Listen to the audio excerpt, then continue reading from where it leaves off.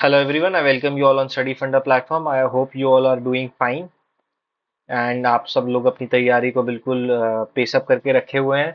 अपने paper two के लिए लगातार पढ़ रहे हैं, अपने एग्जाम के लिए लगातार सीरियस हैं आप लोग। सी ए पी एफ ई सी 2023 के लिए पेपर वन पेपर टू को बराबर से टाइम दे रहे हैं। किसी को भी किसी के साथ भी सौतेला व्यवहार नहीं कर रहे हैं, खास करके पेपर टू। अगर इसके साथ आपने सौतेला व्यवहार किया ना, आपको सी ए पी एफ की मेरिट लिस्ट से सौतेला बना देगा ये, सीधा आउट।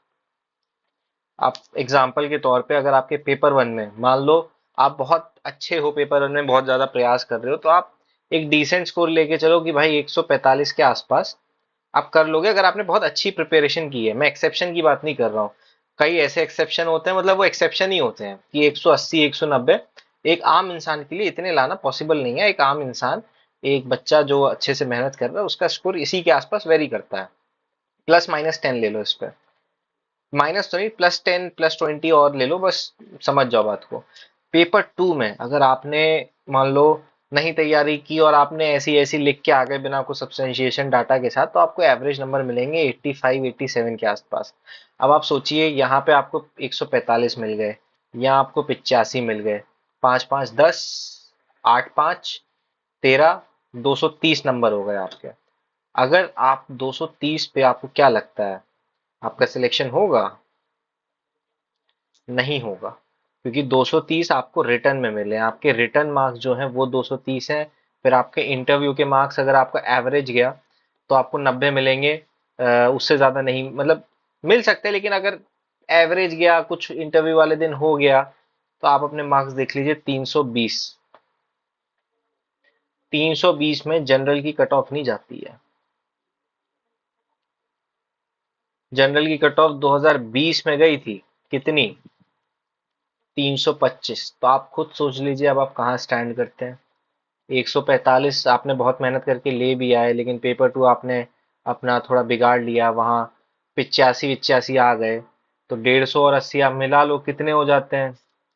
150 और 80 आपके 230 बन जाते हैं। अब 230 में फाइनल सिलेक्शन लेना बहुत मुश्किल है, और मैं जनरली बता रहा हूँ कि अगर आपका इंटरव्यू उस दिन कुछ भी हो गया, तो आपके 80 से 100 के बीच में मार्क्स वेरी कर जाते हैं। 80 आए तो 8 3 11, 310 मार्क्स, सिलेक्शन नहीं होगा। 100 आए, 330 मार्क्स, सिलेक्शन के चांसेस फिर कम है, क्योंकि 325 तब आए थे जब पेपर वन जो था थोड़ा टफ आया था 2020 में। आप 2021 में गारंटी नहीं ले सकते, 22 में गारंटी नहीं ले सकते। तो कोशिश करिए कि अपना जो रिटर्न रिजल्ट है या फिर पेपर वन और उसके मार्क्स हैं वो 250 के आसपास हो, क्योंकि कट ऑफ दिन पे दिन बढ़ती जा रही है। तो ये सारा मैंने आपको इंपॉर्टेंस समझाने की कोशिश की है दोनों पेपर की। अब हम आ जाते हैं हमारे टॉपिक पे, पाकिस्तान क्राइसिस। तो वही रिपोर्ट का फॉर्मेट, एक टाइटल, उसके बाद XYZ न्यू दिल्ली। ध्यान रखिए, हम पाकिस्तान क्राइसिस को न्यू दिल्ली के पर्सपेक्टिव से लिख रहे हैं। 21 और एक कोई भी एक बैक डेट। तो वही, जैसे मैं रिपोर्ट स्टार्ट करता हूँ, व्हाट हैज हैपेंड। तो पाकिस्तान की जो करंट जीडीपी है, पर कैपिटा इनकम है, जीडीपी ग्रोथ है, वो लोएस्ट है अपने नेबरहुड में। सिर्फ वॉर टोन अफगानिस्तान है जो कि पाकिस्तान से भी नीचे आता है।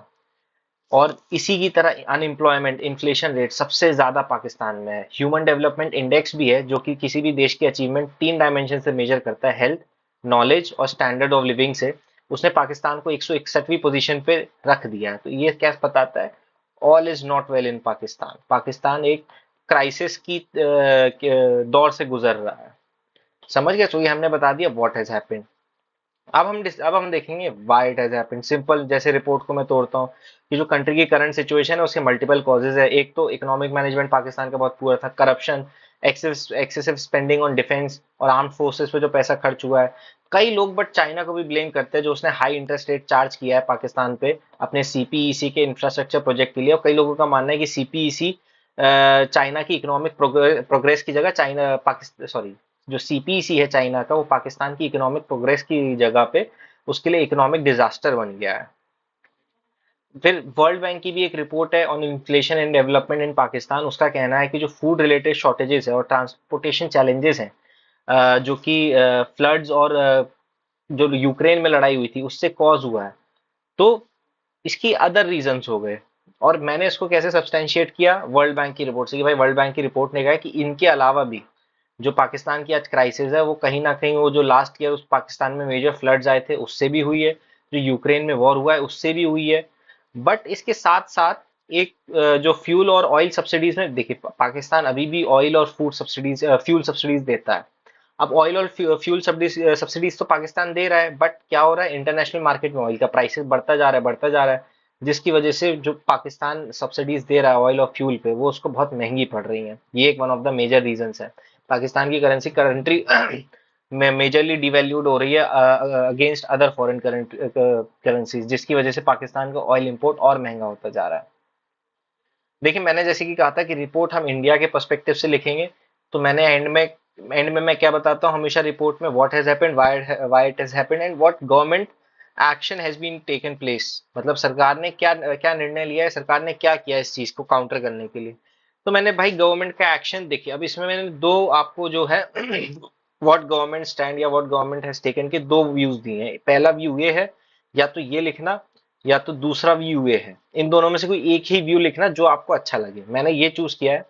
29 अगस्त को प्रधानमंत्री नरेंद्र मोदी ने अपना कंडोलेंस भेजा, जो पाकिस्तान में जिन जो इफेक्ट हुए थे फ्लड से। उन्होंने ट्वीट किया कि saddened to see devastation caused by floods in Pakistan, we extend our heartfelt condolences to the family of the victim, the injured and all those affected by this natural calamity, and hope for an early restoration of the normalcy. तो प्रधानमंत्री का जी का tweet था, जो उन्होंने वहां पाकिस्तान के लोगों के लिए किया। तो एक प्राइम मिनिस्टर का ट्वीट इटसेल्फ रिप्रेजेंट करता है गवर्नमेंट एक्शन को, या गवर्नमेंट के स्टैंड को, गवर्नमेंट क्या सोचती है।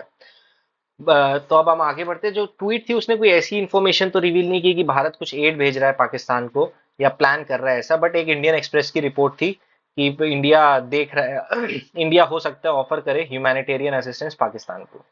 तो ये हो गया गवर्नमेंट स्टैंड या गवर्नमेंट एक्शन।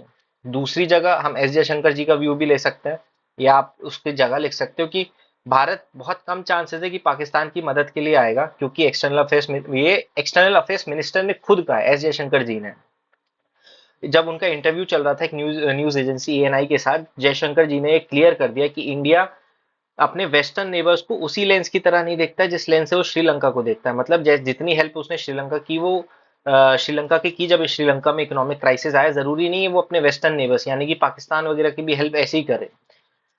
जब उन्होंने speaking on the economic turmoil and internal security scenario in Pakistan, Jaishankar, ये हमारे मिनिस्टर ऑफ एक्सटर्नल अफेयर्स ने साफ कहा है कि जो देश का फ्यूचर है वो उसके एक्शंस का एक रिजल्ट है, जो उसने चॉइसेस ली हैं, तो वो उनके लिए खुद जिम्मेदार है। तो एक टफ स्टैंड दिखाते हैं भारत का पाकिस्तान पे। तो आई थिंक आपको चीजें क्लियर हो गई होंगी कि मैं इस टॉपिक के जरिए आपको क्या करवाना चाहता हूँ। ये क्योंकि बहुत ही न्यूज में रहा है, तो इसकी 360 डिग्री कवरेज आपको करनी जरूरी है, क्योंकि प्राइम मिनिस्टर का ट्वीट भी हो गया है, जयशंकर का स्टेटमेंट भी हो गया, तो कई सारी चीजें हैं। इस वजह से इंपॉर्टेंट टॉपिक बन जाता है। प्लीज राइटिंग प्रैक्टिस करते रहिए। अगर नहीं कर रहे हैं तो आप स्टडी फंडा की टेस्ट सीरीज ज्वाइन कर सकते हैं, पेपर 1 की और पेपर 2 के लिए, वहां से आप मदद ले सकते हैं। बाकी आज के लिए बस इतना ही। Thank you and wish you all the best for your future in CAPFAC 2023। Thank you very much, और प्लीज तैयारी करते रहिए, अपना भविष्य सुधारिए।